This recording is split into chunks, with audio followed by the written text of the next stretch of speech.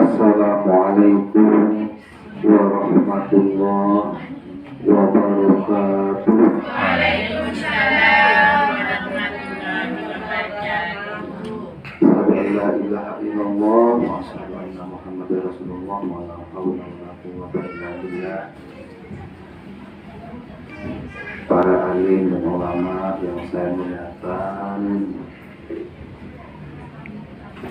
Ibu, khusus Ibu Hajah Mas Riyati yang saya muliakan, Ibu Ketua Majelis Taklim beserta semua jajaran pengurusnya yang saya hormati, Ibu-ibu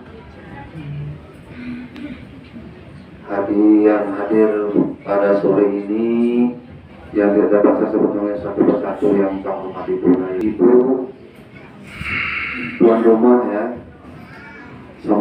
Semoga dengan hadirnya saudara-saudara kita untuk membaca Quran, tahlil dan seterusnya, sholawat, terus rezekinya semakin bertambah dan semakin dimudahkan serta berkah ya. Yang penting berkah ya Bu ya.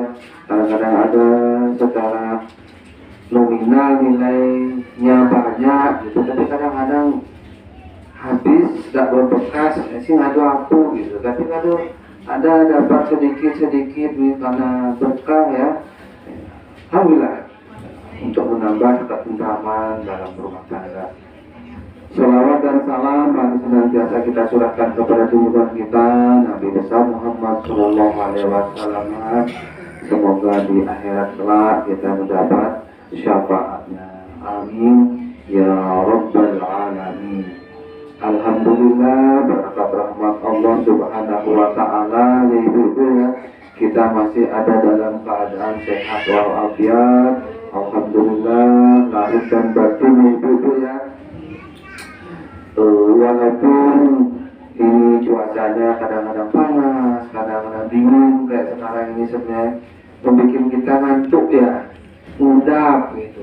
Tapi tidak apa-apa ibu-ibu, kalau malas atau selalu ngantuk itu diperturutkan, malah menjadi badan kita semakin tidak bergairah, rasanya kaku. Ibu-ibu, saya mohon maaf sebelumnya, itu mungkin kehadiran kami ini mungkin ya akan ya mengganggu atau apa ya, tapi percayalah Bu, insya Allah dengan hadirnya kami, dengan semakin banyaknya kita ya berjamaah di sini, insya Allah pahalanya akan bertambah, insya Allah Bu, yakinlah itu. Saya salut sama ibu-ibu ya. Mari kita jangan dinu-dinu untuk selalu mendekatkan diri kepada Allah Subhanahu Wa Taala, karena hidup mati rezeki jodoh nggak tahu ya kita Bu ya, kali lo mungkin kita besok bisa dipanggil sama Allah. Artinya pundi-pundi amal kita, pundi-pundi kebaikan kita paling tidak sudah bisa mencukupi atau menyelamatkan kita nanti di akhirat kelak. Itu orang di dunia ibaratnya hanya persinggahan saja, sementara saja, untuk dalam rangka kita mencari bekal ya.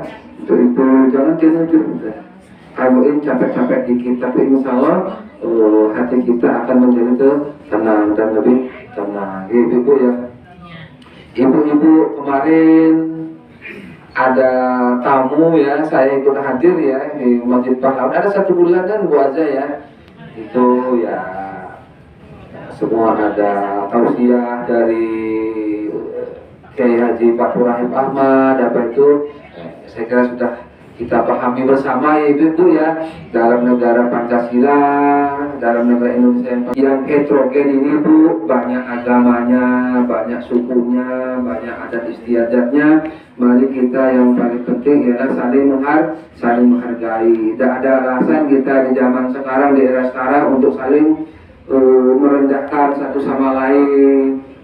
Dia kan bukan golonganku, dia kan tidak sama keyakinannya dengan saya. Tidak, Yang paling penting bagaimana kita rukun damai sentosa sesama umat manusia. Karena memang dasarnya Islam diturunkan itu untuk apa yuk?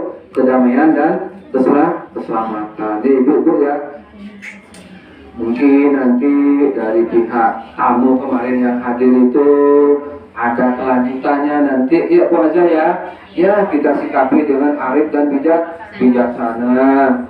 Ya baik-baik saja. Kalau rasanya nanti pada saat-saat tertentu ya kita atau ibu-ibu ragu, bagaimana ya?